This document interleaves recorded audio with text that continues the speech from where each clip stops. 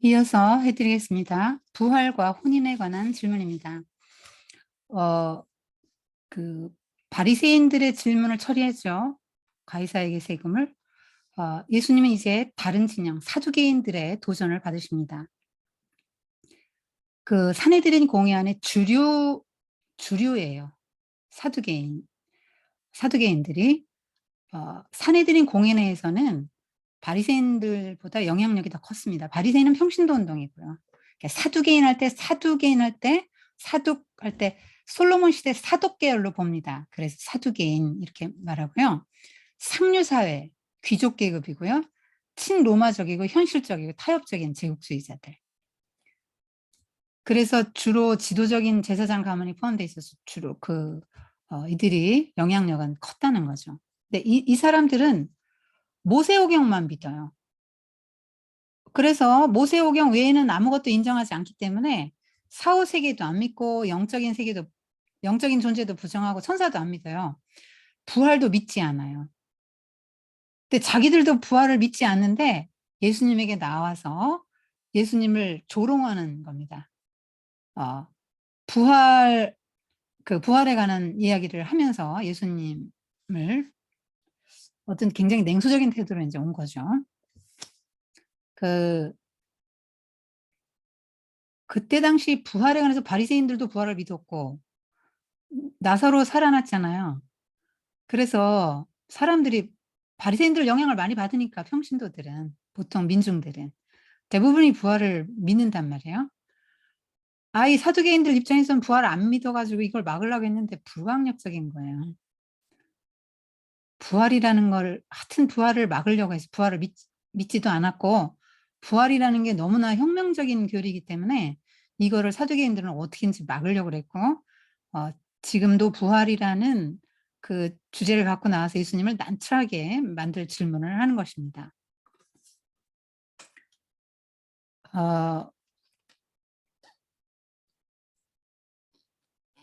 그 바리새인들도 부활을 믿었고 내세 믿었고 천사를 믿었어요. 예수님도 비슷했죠. 네.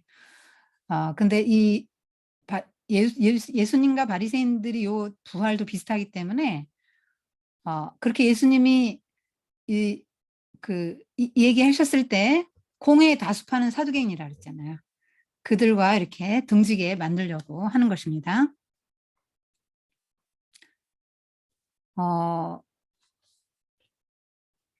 그래서 이 사람들이 신명기 25장에 나오는 말씀을 가지고 결혼법에 관한 질문을 던집니다. 형이 자식이 없어서 아내를 두고 죽었다. 그러면 둘째 동생이 그다음에 또 죽었어요. 셋째, 넷째. 그래서 7 형제까지 내려갔다. 그러면 여러분 이런 케이스가 있겠습니까? 억지 상황을 지금 만든 거죠. 꾸며낸 겁니다. 자, 그리고 이 땅에서 결혼을 7번을 한 거죠. 그러면 하늘에서는 어떻게 되냐 이거예요. 부활했을 때는.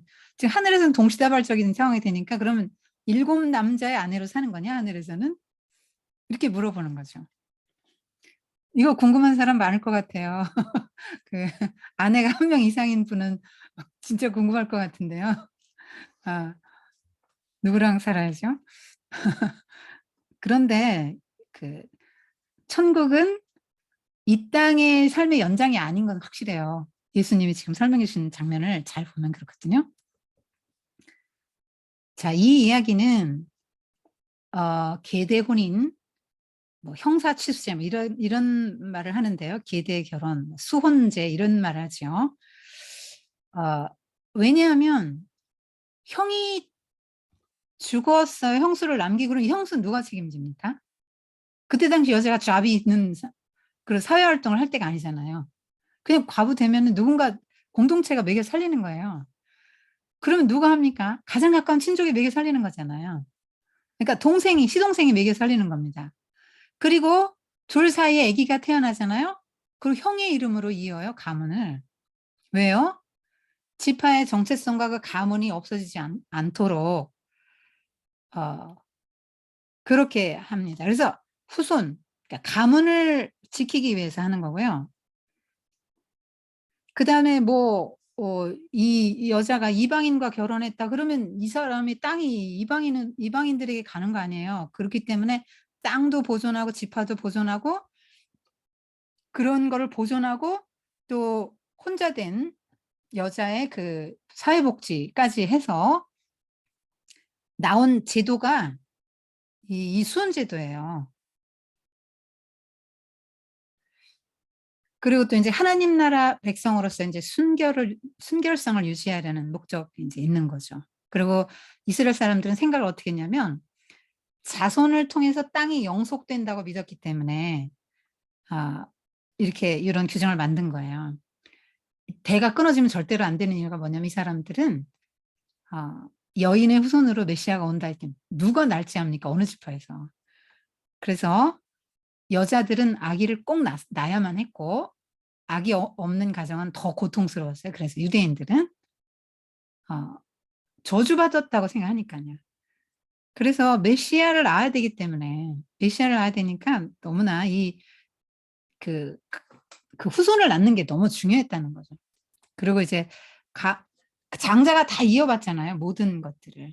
그래서 아버지의 모든 걸 다 물려받고 그대로 다 모든 게 아버지 재산만이 아니라 아버지의 모든 걸 물려받으니까 다 그대로 흘러가기 때문에 뭐 밑에서 동생들, 시동생들과 관계해서 아기를 낳아도 형의 자녀로 이제 등록이 되는 거죠. 등록이 되는 거죠.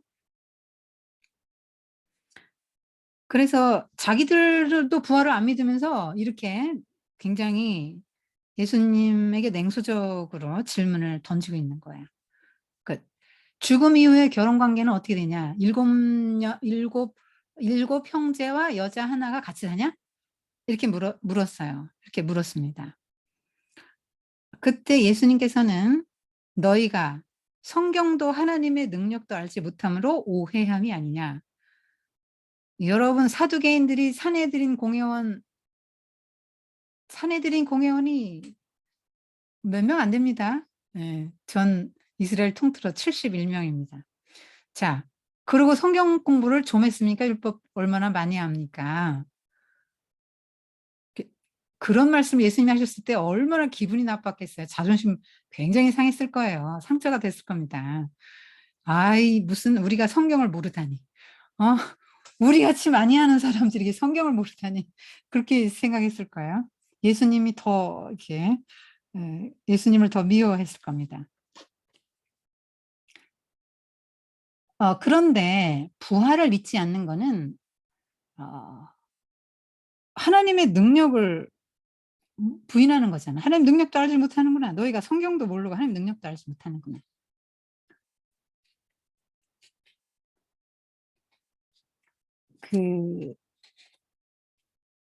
이 사람들은 하여튼 사두개인들은 하여튼 모든 걸 인간의 자유의지로 돌린대요. 요세푸스의 기록에 보면 숙명도 믿지 않고 모든 게 인간의 자유의지고 사후 심판과 악한 일을 하든지 뭐 하든지 간에 뭐 하여튼 사후 심판이나 보상과는 무관하다.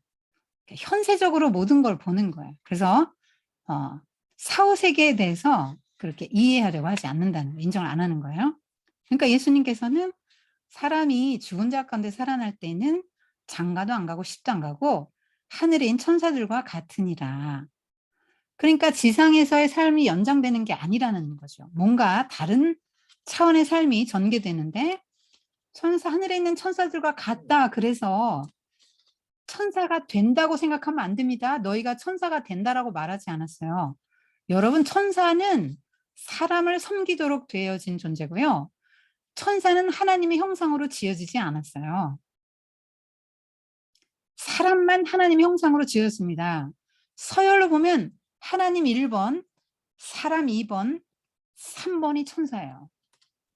천사가 우리 수종 들기 위해서 만들어진 존재잖아요. 우리에게 연락하고 왔다 갔다 하고 하나님 사이에서 심부름하는 겁니다. 그런데 뭐 죽으면 천사가 된다라고 내세에 대해서 그렇게 생각하는 사람들이 많은가 봐요. 다이애나비가 죽었을 때 이제 천사로 승급되셨군요. 뭐 이렇게 막 추모 방명록에 막 그렇게 쓴 사람도 있고 막 그런 식으로 쓴 사람들이 많이 있었다는 겁니다.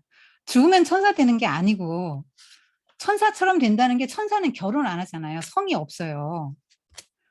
여러분 처음에 인간도 남성만 만들어졌다는 걸 기억하세요.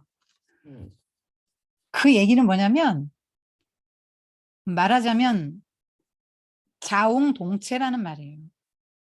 그러니까 남자 혼자도 충분히 생식할 수 있는 존재로 하나님은 만드셨을 거예요 아마. 그런데 여자를 주셨고 생육 번성하게 하셨죠. 둘이 하나가 되는, 그러니까 연합되는 하나님과 인간의 연합의 비밀들을 알려주기 위해서 그렇게 하신 거라고 이제 추론을 합니다. 자, 그래서 이 땅에서 사람은 생육하고 번성하고 낳고 이렇게 죽죠. 그러나 천국에 가서는 성이 없어요. 인간이 성이 없어진단 말이에요. 성이 없는 존재로요. 지금은 영혼이 우리가 죽으면 낙원에 가죠, 영혼이. 그래서 다시 주님이 재림하실 때 우리는 육체를 입습니다. 새로운 육체를 입어요. 그래서 새하늘 새 땅에서 우리는 영원히 주님과 함께 산다. 성경이 말하는 것입니다. 그때는 천사들하고도 같이 있죠. 하나님도 보고 영적인 존재를 다 봅니다. 천사도 볼 거예요. 그래서 결혼을 하지 않죠. 생육 번성이 필요 없어요. 왜냐면 영원히 살기 때문에. 이 땅에서는 죽잖아요. 근데 하나님 나라에서는 영원한 생명이잖아요. 죽지 않아요. 생육 번성이 필요가 없어요. 그래서 결혼하지 않는다는 점에서 천사가 같다는 거지. 우리가 천사를 부러워하고 숭배할 필요 없습니다. 왜냐면 지금은 천사보다 우리가 못하지요. 이 땅에서 제한된 삶을 살기 때문에 육신을 가지고. 그럼 원래 하나님 어떻게 지었다고요? 서열 2위로 지었다니까요. 천사를 부러워하고 경배할 필요가 없습니다. 그런 상태가 된다는 거죠. 부활하면 부활 이후에는 그렇게 된다. 그러니까 결혼 제도는 이 땅에서 한시적인 거라는 거예요. 천국에서는 결혼하지 않아요. 근데 어떤 기쁨으로 그럼 삽니까? 이 땅에서는 뭐 육신의 그런 어떤 기쁨, 쾌락 뭐 있다면 그럼 하나님 나라에서는 아무 재미가 없나요? 그렇게 질문하는 사람도 있다고 합니다. 그런데 하나님과의 연합의 기쁨, 그러니까 뭔지는 알 수 없지만 우리는 상상을 못해요. 루이스가 이런 표현을 했거든요. 결혼하면 좋다. 이거를 애들은 이해를 못하잖아요. 애기들은, 어린아이들은. 그래서 결혼하면 좋다 이 얘기를 같이 서로 초콜릿 나눠 먹는 건가 봐 이렇게 상상한다는 거잖아요. 경험이 없으니까 모르잖아요. 그것처럼 우리는 모르는 거예요. 하나님 나라에서 상상을 못하는 초콜릿 먹는 거 이런 수준으로밖에 상상을 못하는 거죠. 그러나 말할 수 없는 이 땅에서 여러분 하나님이 모든 힘든 것도 같이 겸해서 주셨지만 모든 것에 하는 기쁨을 감춰 놓으시지 않았어요? 아기 양육하는 거 무지 힘들지만 얼마나 기뻐요. 여러분 제일 행복할 때가 이게 전매기고 키울 때 아닙니까? 요리할 때 너무 힘들죠? 어떤 분이 빨리 돈 벌어서 난 이거 애들 뭐 사주고 싶고 밥하기 싫다고 그랬는데 아니 밥할 때 기쁨 있고 해서 먹일 때 기쁨이 있잖아요. 힘든 거 같이 이렇게 하여튼 이 세상 기쁨을 맛보게 해 놓으셨어요. 모든 것에 기쁨을 감춰 놓으셨습니다. 모든 것에. 먹을 때도 여러분 맛있는 거 먹으면 기쁘잖아요. 즐겁잖아요. 그럼 이 땅에서 죄 많은 인생들에게 기쁨을 허락하신 주님이 하나님 나라에서 아무 기쁨도 안 주시겠어요? 하나님 나라는 에덴이 뭐 희락의 뜻이잖아요. 희락의 동산인데 기쁨이 충만한 곳이란 말이에요. 걱정하실 건 없어요. 하여튼 뭔가는 새로운 차원으로 간다. 시집도 장가도 안 간다. 그러면 가족도 없고 사랑도 안 하나? 그렇지 않죠. 하나님의 나라는 의와 사랑과 희락, 뭐 평강 이런 겁니다. 하나님이 사랑인데요. 사랑으로 충만한 그런 곳입니다. 그러니까 사랑을 하고 가족도 있는데요. 지금 현재의 가족처럼 이렇게 그 가족이 천국에서 그대로 사는 게 아니고 또 다른 개념의 가족이 생긴다는 거예요. 여러분 예수님을 믿으면 우리가 교회를 다니면서 혈연 관계를 넘는 또 다른 가족 관계가 생기죠. 저는 우리 인형이 아플 때 제 형제들보다 다른 교우들이 저를 더 많이 이렇게 기도해 주고 눈물을 흘려 주고 예 이렇게 돈도 때로는 주고 먹을 거 갖다 주고 이러면서 그 힘을 저한테 많이 실어 줬습니다. 물론 우리 형제도 했지만 그보다 훨씬 더 그러니까 그런 면에서 또 다른 형제잖아요. 또 다른 형제 자매가 한 가족이잖아요. 내 친족 공동체란 말이에요. 그럼 예수님을 믿지 않을 때는 육신적인 혈연이고 믿을 때는 새로운 영적인 가족이 또 생기죠? 영적인 식구잖아요. 한 한솥밥 먹는 식구들이에요. 모임 여러분 모임 다 한솥밥 먹는 사람들이에요 영적으로. 굉장히 귀중한 식구들입니다. 여러분이 지금 만나고 있는 요 사람들. 영적인 가족이에요. 하나님도 영적인 가족이 하나님 나라예요. 교회입니다 이것도. 예. 제가 무슨 뭐 신학을 안 해서 뭐 설교를 못할 뿐이지 가족이에요. 여러분 구역, 목장 다 가족입니다. 친족 공동체입니다. 그러면 하나님의 나라에 가면요? 뭐 좀 있을 것 같죠? 다른 거. 그죠? 네. 다른 가족 공동체가 있을 것 같이 추론이 안 되세요? 그냥 잘 모르니까. 우리는 모르니까 그냥 그렇게 생각하고 넘어가는 건데요. 하여튼 뭐 천사처럼 된다는 것도 모르고 뭐 어떤 기쁨이 있을까도 잘 모르겠고 그렇지만은 하여튼 유니버설 패밀리 우주적 패밀리가 되는지 뭔지는 잘 상상은 안 돼요. 그러나 모두가 아 그 가족 개념을 갖고 대할 거라는 거죠. 그리고 사랑의 관계들만 맺어진다는 거예요. 왜냐면 자 보세요. 우리의 모든 죄가 어디에 따라 붙냐면 육신에 따라 붙어요. 육신의 소욕이잖아요. 모든 죄의 그 근원이. 그렇지 않습니까? 육신의 소욕에 죄가 따라 붙고 육신의 소욕이에요. 그럼 이 죽었을 때 육신을 떨구잖아요. 흙집을 벗어 던지고 영이 가죠. 이 영은요? 영이 낙원에 있는데 죄 짓까요? 안 짓습니다. 낙원에 가 있는 영혼이 하나님의 나라의 이 낙원이죠. 부 불완전한 낙원이에요. 천국이에요.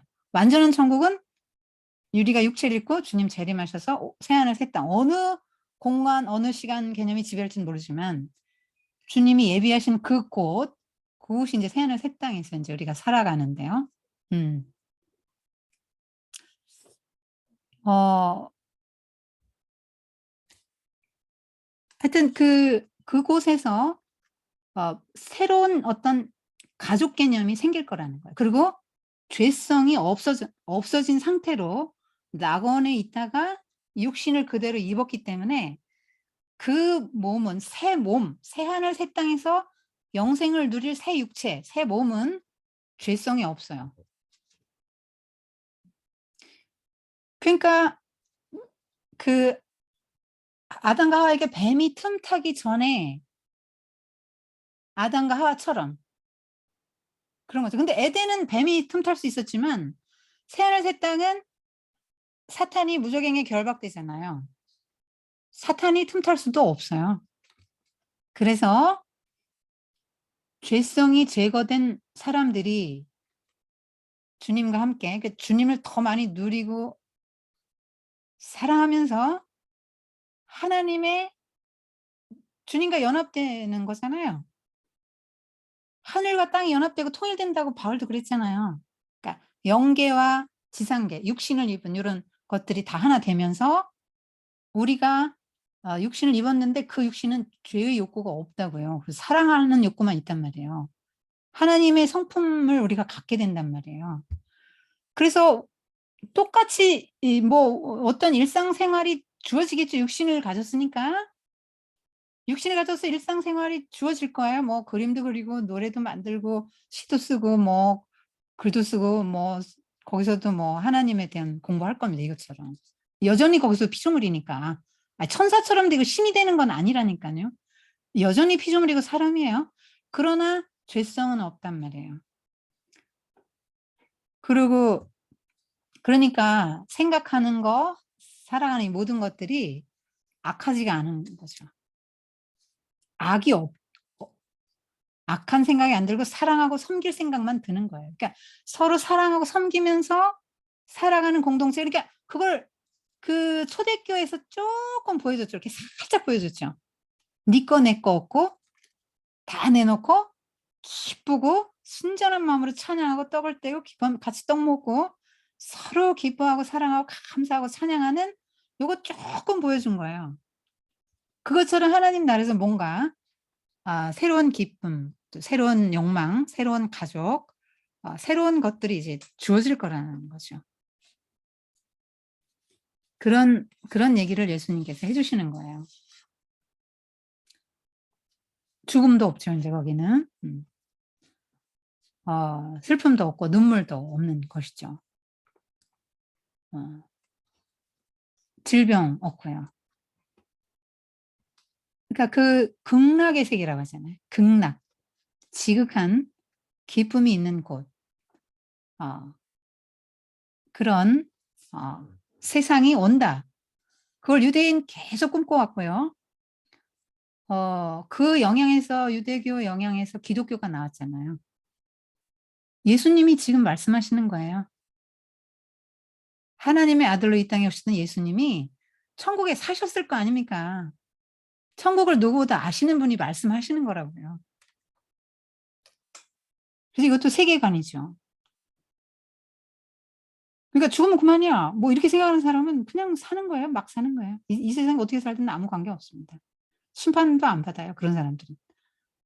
이 세상이 끝인데 뭐 전부인데 뭐 자기 하고 싶은 대로 다 살아도 문제될 거 하나도 없죠. 그런데 우리가 만약에 이런 생각을 하고 산다면 정말 함부로 못 살 것 같고요. 그죠? 그 나라 들어가고 싶을 것 같아요. 너무너무 이거 정말 제대로 안다면 나 그 나라 너무너무 들어가고 싶어 갖고 그다음에 막 이걸 이런 세계관을 갖고 살면 지금 현재 뭐 가족과의 사별의 슬픔이라든가 또 뭐 질병이 주는 고통이라든가 인간관계에서는 막 여러 갈등들과 고통들 이런 것들이 여러분이 있잖아요. 그럴 때 이제 그 나라를 사모하면서 땡겨다가 이 땅에 지금 하나님 나라 이 땅에서부터 이루어진다 그러잖아요. 내가 예수님 믿는 순간. 그러면서 땡겨서 사는 거예요. 저는 항상 생각합니다. 이 이 4 년이나 지났는데 이제 잊어먹을 만도 하고만 아이를 잊을 수가 없어요. 그런데 그때마다 저는 생각해요. '어떤 나라일까? 하나님 나라 어떨까? 어떤 나라일까?' 그런 생각을 해요. 그리고 그 나라 가는 거 죽음이 그렇게 두렵게 느껴지지가 않거든요. 들어가는 거잖아요. 육신의 껍데기는 벗고 그 나라 들어가는 거잖아요. 그리고 가면 또 만나고 다시 또 영원히 같이 살 거잖아요. 그러니까 그게 하나님 나라 소망이죠. 그거 땡겨다가 지금 이 땅에서 소망을 갖고 살아가는 거고요. 장애를 갖고 고생하시는 분들, 어떤 막 질병을 갖고 고생하시는 분들도 그 나라 가면 장애 없죠. 질병 없어요. 누구에겐가 계속 고통을 받으시는 분, 그 나라에는 그런 거 없어요. 그런 나라가 올 거야'라고 생각하고 그 나라에 들어가도록 내가 하나님 나라 백성답게 그렇게 인제 백성으로서 살아가야 되겠죠. "너희가 크게 오해하였도다." 그럼 오해.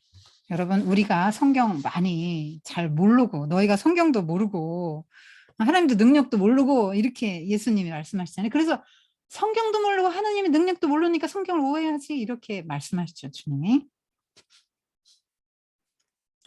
그래서 성경을 알면 하나님이 이 세상을 창조하신 분인 걸 믿는다면 그 부활시키실 거는 또 왜 못 믿어요. 이 온 우주 만물을 무에서 창조하셨다고 믿는다면 이 하나님의 능력을 믿는다면 얼마나 많은 하나님의 능력들이 기적들이 성경에 나와 있는데 하나님의 다시 일으키실 거를 부활하실 거를 왜 못 믿냐는 거죠. 그래서 '나는 부활을 못 믿는다.' 할 때는 하나님의 창조도 못 믿는 거예요. 하나님이 무수한 기적과 이런 그런 하나님의 개입하심 속에서 이 세상의 역사를 이끌어 오셨다라는 거를 못 믿는 거라고요. 그래서 부활을 못 믿는다 할 때는 심각한 겁니다. 창조 신앙도 없는 거예요. 부활 신앙만 없는 게 아니고. 그러면서 예수님께서 이렇게 말씀하셨거든요. 모 모세 이야기를 끄집어내세요. 왜 모세 이야기를 갖고 오셨냐면 사두개인들이 모세오경만 성경으로 치니까. 모세오경을 너무 중요하게 여기기 때문이죠. 그 모세오경 안에도 부활이 있거든요. 구약의 다니엘서도 부활 나옵니다.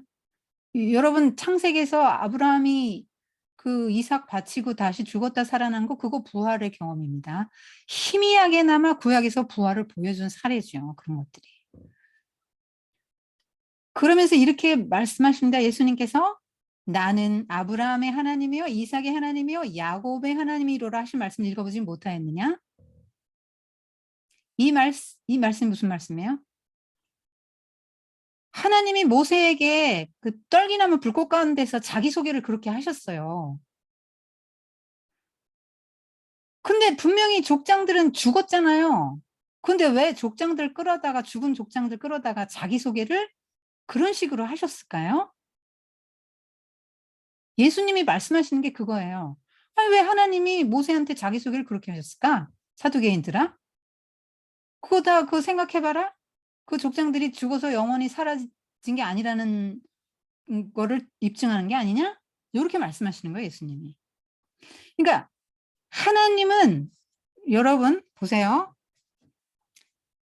하나님은 시공간의 바깥에 계셔요. 그래서 빅뱅을 일으키셔 가지고요. 과학자들은 빅뱅이 저절로 일어났다 그러지만 하나님이 일으키셨단 말이에요. 하나님이 빅뱅을 일으키셔 가지고 시간과 공간을 만들었어요. 그래서 사람도 태어났습니다. 그들이 지금 얼마간 살고 있잖아요. 역사에서는 뭐 선사시대 뭐 1만 년 전 뭐 어떻게 뭐 인간이 태어난 뭐 사피엔스 호모 사피엔스 그러지만 여러분 하여튼 뭐 하나님께서 사람을 시공간을 만드시고 사람을 만드셨단 말이에요. 하나님은 시공간 바깥에 계시다니까요. 그럼 여기서 지금 10,000년이 지났어도요. 하나님 한눈으로 싹 보세요. 스캔 만 년을 그냥 한순간에 스캔하시는 분 아니에요? 아닙니까? 그 하나님에게는 다 살아있는 거예요. 10,000년 전의 사람, 6,000년 전의 사람, BC 2,000년 전에 아브라함이 왜 죽었어요? 하나님 눈에는 살아있는 거죠. BC 2,190년 전 사람. BC 1,500년 전에 모세 살아있죠, 다. 다 살아있습니다. 누구까지? 지구의 종말이 올 때까지 앞으로 태어날 사람들까지 하나님 한눈에 다 보시고 계시는 거예요. 다 현재입니다. 하나님 시공간의 바깥에 계시다니까요. 그래서 어떻게 영생이 이루어질까? 사람이 어떻게 시간이 가는데 안 늙지? 루이스가 그랬죠. 시간이 두께라고 표현했죠. 그러니까 현재가 계속 진행되는 거예요. 하나님의 현재가 지금 계속되고 있는 거잖아요. 10,000년인데도. 어? 선사시대 10,000년으로 보는데도 선사시대부터 지금까지 10,000년으로 봐도 하나님의 현재처럼 현재가 두껍게 시간이 두께 이렇게 가는 게 아닌 건지. 그래서 다 그렇게 현재로 보시고 주님이 딱 재림하실 때 기존에 살았던 모든 사람들 다 일으키십니다. 그리고 딱 가르세요. 하나님 나라에 들어가서 하나님과 함께 사랑하면서 살 사람을 딱 가르신다고요.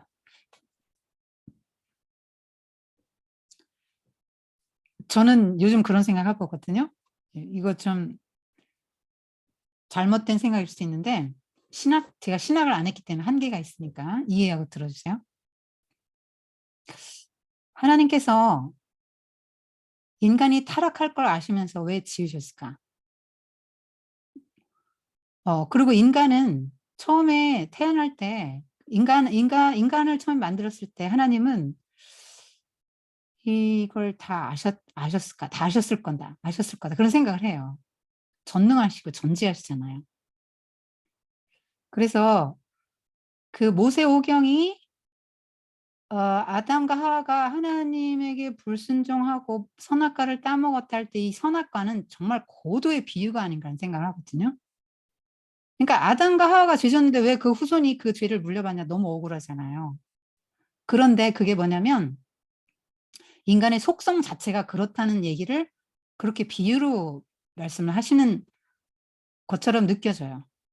그러니까 하나님은 생육하고 번성하게, 생육번성 태어났다는 얘기는 뭐예요?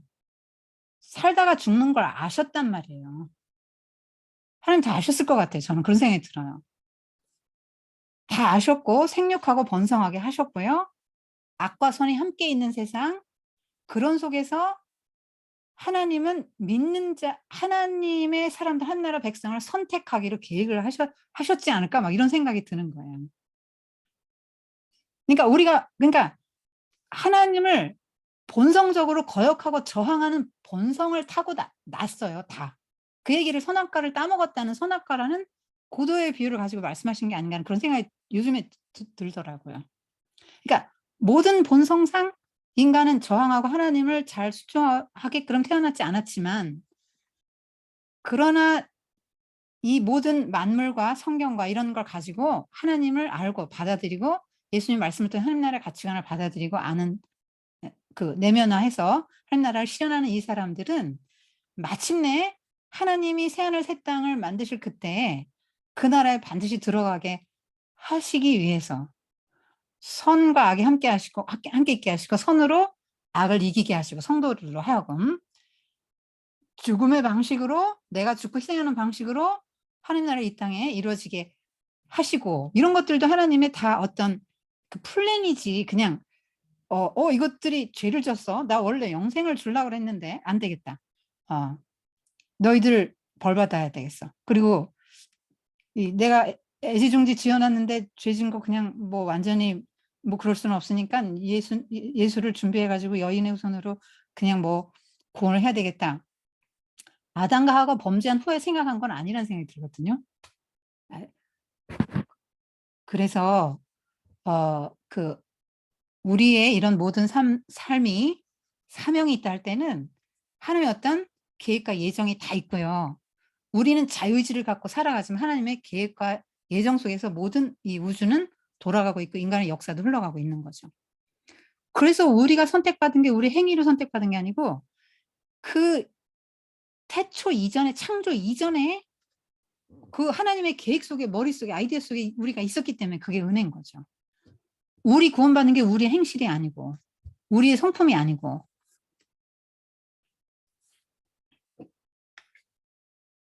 그래서 하나님께서는 반드시 구원받을 사람을 정해 놓으셨고 그들을 구원하셔서 새하늘 새 땅에 들여보내실 겁니다. 그러니까 죽지 않아요. 부활합니다. 영원한 생명을 주실 것입니다. 이미 예수님 믿는 순간 주셨습니다. 그 생명이 우리가 새로 거듭난 새 생명, 아까 새 생명으로 옷 입어라, 새 사람으로 옷 입어라 할 때 그 새 사람이 새하늘 새 땅에서 영원히 살 몸입니다. 그래서 아브라함과 이삭과 야곱도 현재 하나님의 눈에서, 우리 눈으로는 죽었죠. 하나님의 눈으로는 살아있다. 우리도 살아있고요. 미래의 사람도 하나님 눈에는 다 살아있는 사람들. 낙원에서 그렇고 주님 다시 재림하시는 날 다 새로운 육체로 살아날 사람들로 하나님은 보시는 것이죠.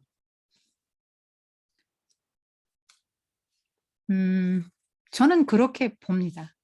이것이 지금 세계관인 거죠. 이게 세계관인 거예요. 기독교 세계관인 거예요.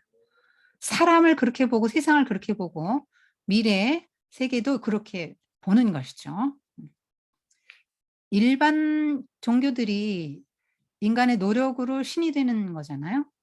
여러분, 진화론이 왜 무서운 거냐면 진화론의 끝은 신이 되는 겁니다. 인간이 더 나아진다 할 때 기준이 뭐예요? 더 나아지는 기준이 뭐예요?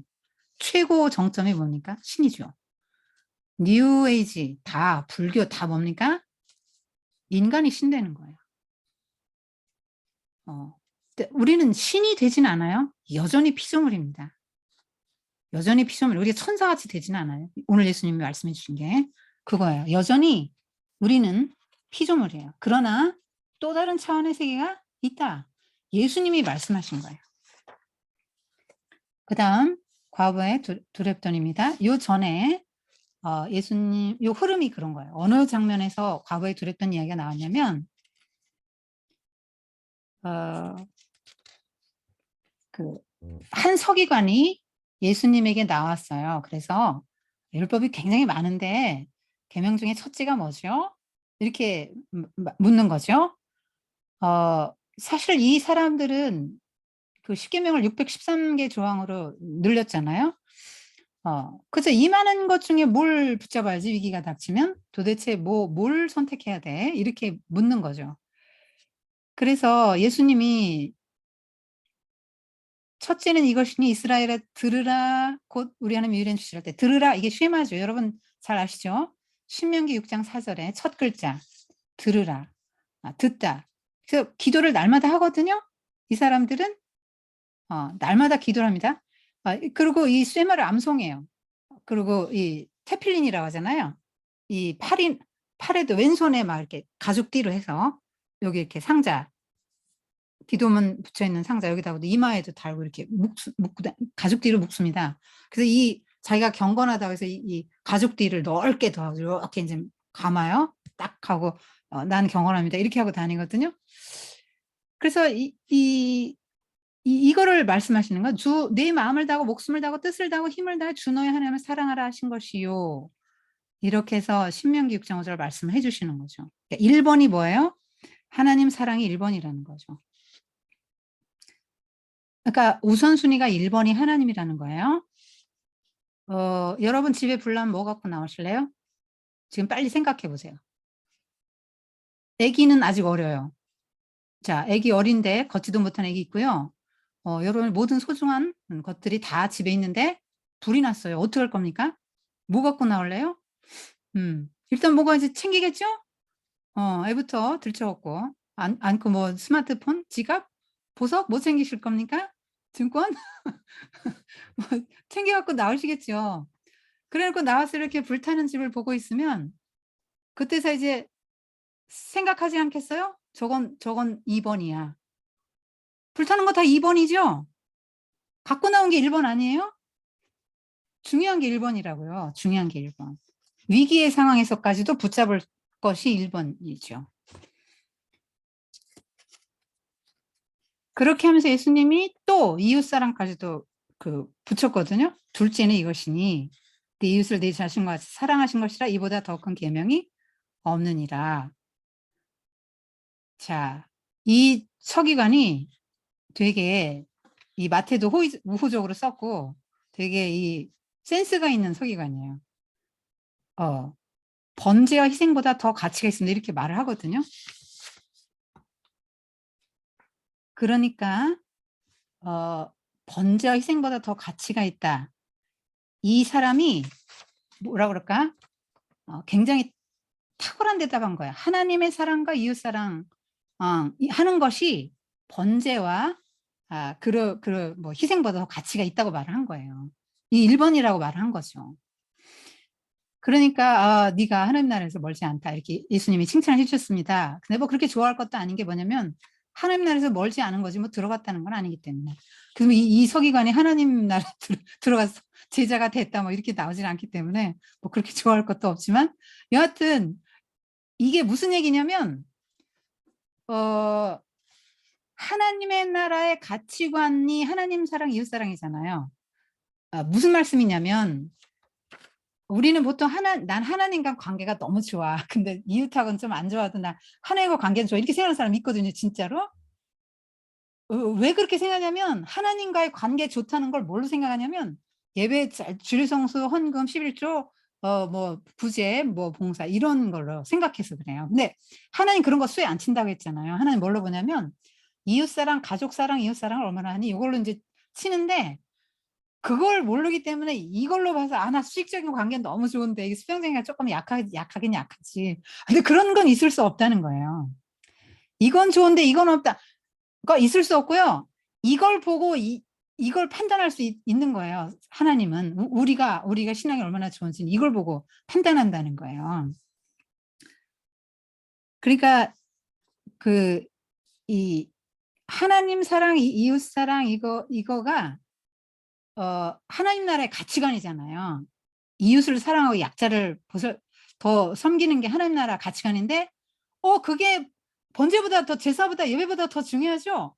요렇게 말을 했다는 점에서 하나님 나라의 가치관이 굉장히 가깝게 왔어요. 가깝게 왔죠. 들어가진 못했지만. 그래서 여기서 우리가 알 거는 뭐냐면 1번이 뭐지? 이거 아는 거예요? 여러분 가정에서 순서만 알아도 태반의 문제가 없습니다. 그죠? 우리가 2번인데 1번 하려고 그러면 좀 어려워지잖아요. 순서만 제대로 알아도 태반의 문제가 사라집니다. 순서 알기. 여기서 알아야 될 건.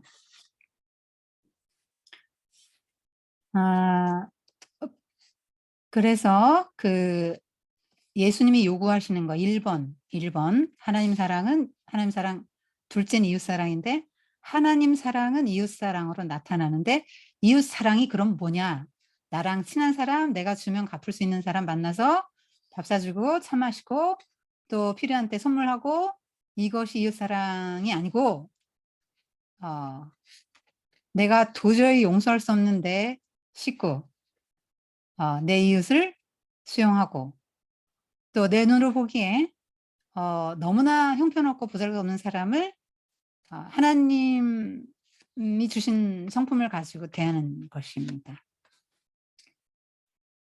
그래서 결국 신앙의 성장, 이웃사랑 이런 것들은 수용성으로 나타나고요.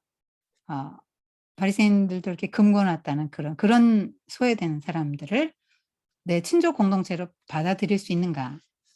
정죄하지 않고 비판하지 않고 긍휼로 감싸 안을 수 있는가? 이게 이제 요거가 중요한 것입니다.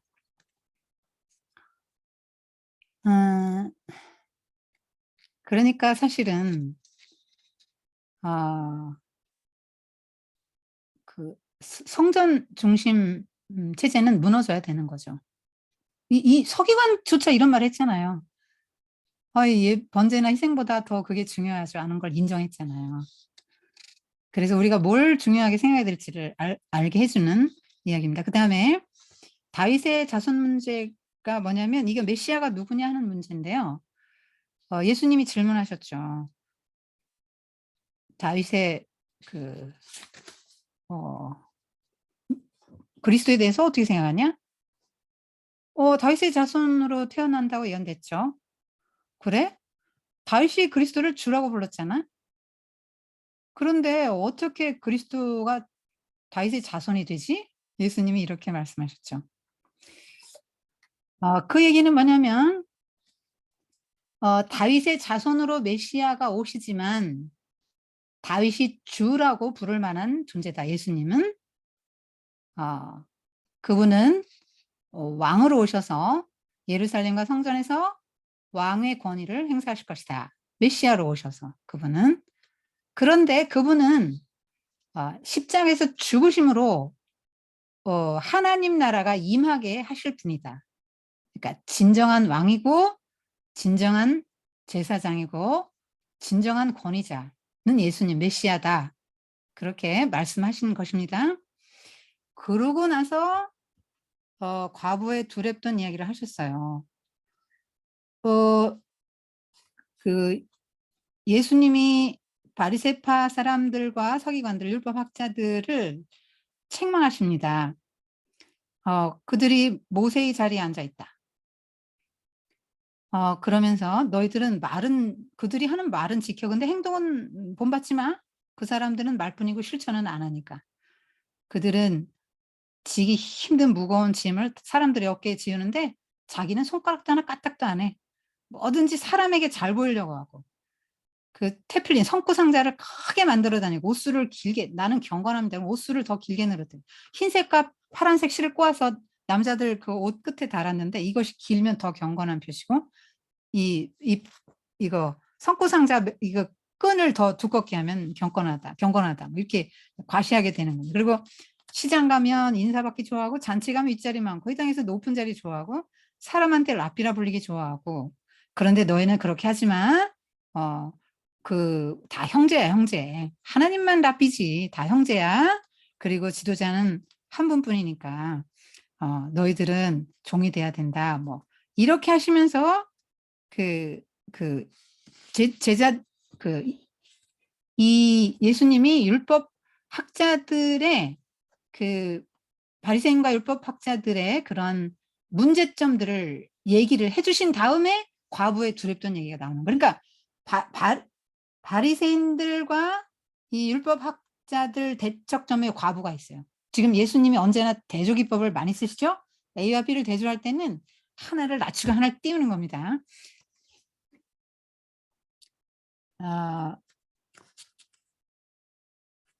이제 7가지 화도 좀 이따 보겠지만은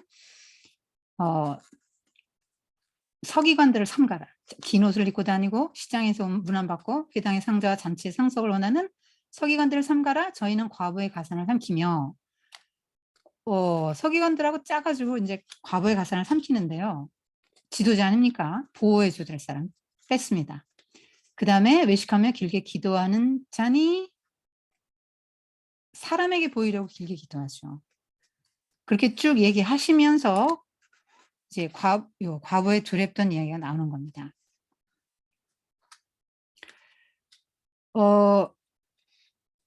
아까 하나님을 사랑할 때 전적으로 사랑하라고 했잖아요. 쉐마 이스라엘 이렇게 할 때는 하나님을 마음을 다해서 온전히 사랑하는 것입니다.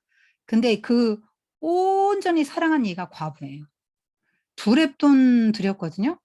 그런데 그건 그 사람에게는 온전한 희생이고 온전한 사랑이 생활비 전부를 넣었다 그러잖아요. 그러니까 사람의 눈으로 볼 땐 동전 투입이거든요. 그런데 다 넣었죠. 자, 예수님이 메시아가 너무 평범한 사람이라고 생각했죠. 두렵던 정도에서 너무 평범한 사람이라고 생각했지만 하나님은 다 주신 거죠. 메시아를 통해서 다 주셨습니다. 하나님의 전 존재와 소유를 아낌없이 주셨습니다. 예수님은 헌금 내는 장면을 이렇게 지켜보고 계셨는데요. 성경을 보면 예수님 물질에 관해서 굉장히 많은 말씀하셨어요. 이거는 정말로 문자 그대로 물질로 한번 읽을 필요가 있는 거죠. 왜냐하면 하나님에 대한 사랑이 물질로 나타난다고 보시는 거죠. 근데 하나님은 예수님은 겉으로 드러나는 액수를 보지는 않으세요. 물질의 다과를 보시는 게 아니에요. 동기와 마음과 태도를 보시는데 물질로 그 사람의 신앙을 측정하시는 장면이에요. 이게 예수님께서 헌금함을 맞은편에 이렇게 앉아서 무리가 어떻게 헌금하죠? 이렇게 지켜보고 계셨다는 거예요. 관심을 두고 그렇게 계속 보셨다는 얘기입니다.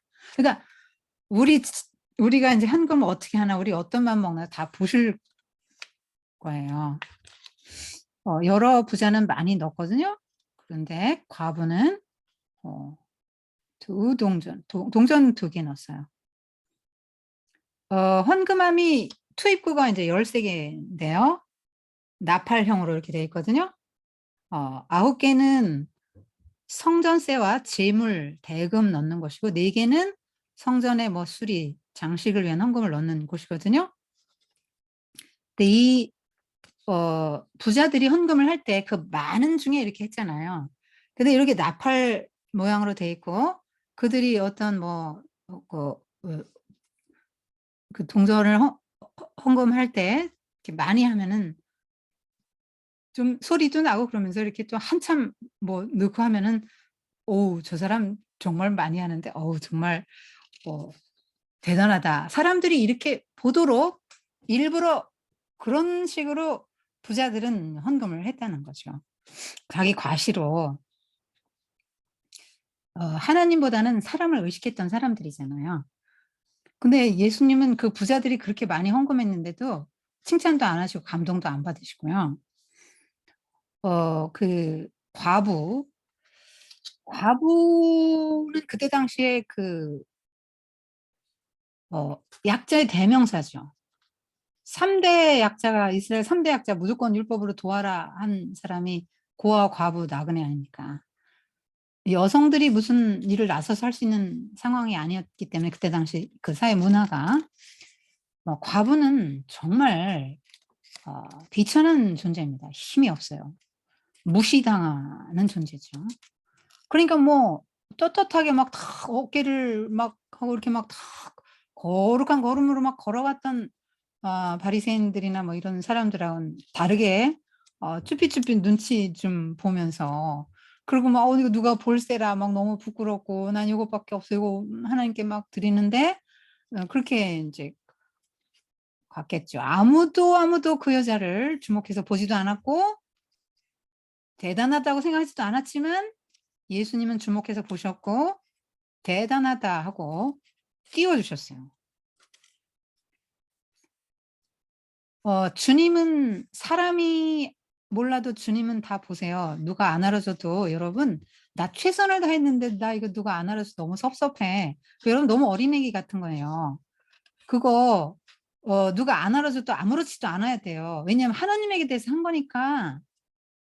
여러분 모든 사람이 내 부모님에게 한 거 어버이날 뭐 좀 하셨습니까? 제가 항상 하는 말이 어, 엄마 옷 한 벌 사드리고 밥 한 끼 사드리고 대단한 효도한 줄 착각하시지 말라고. 평생에 여러분은 몇 벌 옷 입었는지 아냐? 밥 몇 끼 얻어 먹었는지 아냐? 제가 이렇게 합니다. 자, 어쩌다 또 옆으로 갔죠? 어버이날은 또 왜 나왔대? 왜 나왔죠? 자, 어쨌든 섭섭해하지 말라고. 그거 부모한테 하는 거 하나님한테 하는 거예요. 부모한테 하는 게 아니에요, 여러분. 하나님 받으시는 거예요. 예물입니다. 그 다음에 자녀에게 하고 남편에게 하고 아내에게 하고 이런 거 다 가족에게 하는 게 다 하나님께 드리는 이 예물이에요. 해도 여러분 밥 잘 지으세요. 제가 항상 말하지 않습니까? 나 밥 해주기 귀찮다는 사람 나 2명 봤는데 밥을 해주기 싫대요. 아니 그럼 주부 사표 내셔. 밥 해주기 싫으면 안 됩니다, 여러분. 밥을 즐거운 마음으로 깊은 마음으로 하나님을 섬기는 마음으로 해서 가족들을 섬기세요. 여러분에게 주어진 겁니다. 아유 야 더 내가 사 먹자. 이것도 그냥 한 달에 한 번 정도는 내 봐줄 만한데 맨날 사 먹자 이러면 안 돼요. 아플 때는 사 먹어. 아플 때는 사 먹고 웬만하면 해서 정성을 다해서 해주십시오. 예배입니다. 그거 근데 내가 시어머니한테 어떻게 했는데 내가 우리 엄마한테 어떻게 내가 또 뭐 어떻게 했는데 안 알아줘도 손해를 하나도 없어요. 왜냐면 하나님에게 한 거니까. 교회에서 무슨 일을 했어도 하나님께 한 거예요. 목사님이 안 알아주면 어떠고 뭐 장로님이 안 알아주면 어때요? 그거 뭐 때문에 서운해합니까? 그 연약할 때, 허약할 때 서운하고요. 어린아이 같을 때 서운해요. 그래서 뭐 섭섭 마귀가 들었다 그러면 난 너무 어려 하고 회개하면 됩니다. 섭섭할 때는 반드시 누가 나를 안 알아주는데 나 알아주면 너무 좋은데 이거 애기잖아요. 어른이 안 알아줘도 서운하다. 그 이제 더 영적으로 성장해야 될 부분입니다. 왜냐면 하나님에게 했기 때문에 하나님만 알아주면 되는데 주님이 딱 보고 계신다니까요. 이렇게 보고 계시고 아무도 안 보는 그 없는 여자 딱 주목해서 보시고 보아라 하고 성경의 기록에서 2000년 역사에 계속 띄워주고 계십니다. 이 과부. 무명의 과부인데 대단히 출세를 했습니다. 주님만이 기억해 주시고 알아주시면 된다. 그런 생각하시고요. 두렙돈은 얼마냐면 노동자 하루 품삯이 한 데나리온이잖아요. 한 데나리온에 128분의 1. 하루 품삯에 128분의 1이니까 작은 거죠. 그런데 예수님이 뭐라고 하냐면 내가 진실로 너에게 이르노니 이 가난한 과부는 헌금에 넣는 모든 사람보다 많이 넣었도다. 그러니까 꼴찌가 1등 되는 거죠. 눈으로 봐서는 헌금 액수로 봐서는 꼴찌잖아요. 그런데 1등 주님이 이렇게 하신 거죠. 주님의 평가가 중요하죠. 뭐 사람이 뭐라고 하는지 그게 뭐가 중요하겠어요. 그러니까 그 성전에서 다 성전에 오락가락 하는 사람들 다 살아겠고, 다 이렇게 뭐 성전이 강도의 소굴로 되고 시장터로 변질되고, 성전이 해야 될 마땅한 기능들, 하나님 나라 백성 만들고 그 이스라엘에 부여한 원래의 기능과 역할을 하도록 해야 되는데, 모든 연약한 자의 힘이 돼주고 치유하는 기능을 해야 되는데 전혀 그런 걸 못하고 왜곡돼서 사람들에게 보이려고 그런 바리새인들과 서기관들처럼 그렇게 그 자기 만족 또 자아 도취 막 이래 종교적 열심만 막 해서 막 이것만이 하나님에게 인정받는 길이고 하나님 나라가 이 땅에 오게 하는 길이다라고 잘못 생각하는 거죠. 그게 성경을 오해하는 거죠. 하나님 나라 오게 하는 건 그런 게 아니잖아요. 근데 이들은 그렇게 했는데 그게 아니고 이거야 하고 예수님이 딱 한 여자를 대조적으로 이렇게 보여주는 게 하나님 나라, 이 여자의 마음에 하나님 나라가 임한 거죠. 그러니까 표면과 이면은 항상 다른 겁니다. 동전 두 개, 표면적으로는 사람들이 볼 땐 동전 두 개예요. 그런데 그 이면은, 그 마음은 전부 내 마음을 다해서 하나님을 사랑합니다라는 표현을 한 거죠. 그리고 예수님은 그걸 가지고 이렇게 보시고 그걸 가지고 분별을 하신 거죠. 너 진짜다. 분별하신 거예요. 하여튼 뭐 풍족한 중에 넣었거니와 이 과부는 가난한 중에 자기의 모든 소유 생활의 전부를 얻네요. 모든 전부 이렇게 들어가잖아요. 그러니까 마치 엘리야에게 마지막 빵 한 덩어리 구워주면 자기는 굶어 죽을 것 같은 과부죠. 다 드렸으면 그 다음엔 뭘 먹고 삽니까? 죽을 수도 있는 거죠. 그래서 하나님을 얼마나 사랑했으면, 얼마나 사랑했으면 이렇게 할 수 있었을까? 우리는 정말 이렇게 못하죠. 정말 이렇게 저는 못합니다. 이렇게 못합니다. 그런데 아까 말씀드렸지만 주님은 혼인잔치 준비도 오랜 세월 하시고 그렇게 정성을 다해서 우리를 초청하셨잖아요. 그다음에 주님은 아들을 주셨잖아요. 하나님은 다 주셨잖아요. 아끼지 않고 다 주셨잖아요. 근데 우리는 하나님 나라 같이 혼인잔치 그렇게 오랜 세월 준비해서 메시아 보내도 시큰둥 구원의 감격도 별로 없고, 또 이렇게 하나님은 다 주셨는데 우리는 다 못 드리고 그렇게 살아가는 것이 너무 인제 죄송하고 너무 이제 부끄러운 거죠. 자, 7 가지는 다음 주에 할게요. 기도하겠습니다. 주님,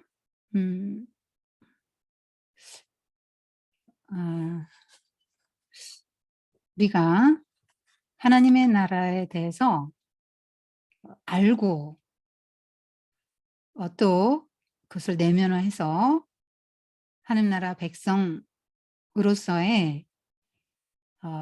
그 열매와 변화 옷 입기를, 새 옷 입기를 원하시는 그 하나님의 마음에 합한 삶을 살아갈 수 있도록 도와주세요. 주님은 또 우리에게 모든 걸 다 주셨는데 다 드려서 사랑하지 못하는 저희의 어리석음과 연약함들을 용서해 주시고 우리가 무엇이 1번인지, 정말 하나님의 나라의 백성을 하나님 나라의 가치가 1번인데 우리가 잘못 생각해서 정말 무슨 뭐 예배와 뭐 이런 걸 잘 드리면 믿음이 좋은 것처럼 하나님 나라에 들어갈 수 있는 것처럼 착각하지 않도록 도와주시고, 정말 하나님 나라 가치를 이 땅에 실현해내면서 살아갈 수 있도록 성령께서 도와 주시옵소서.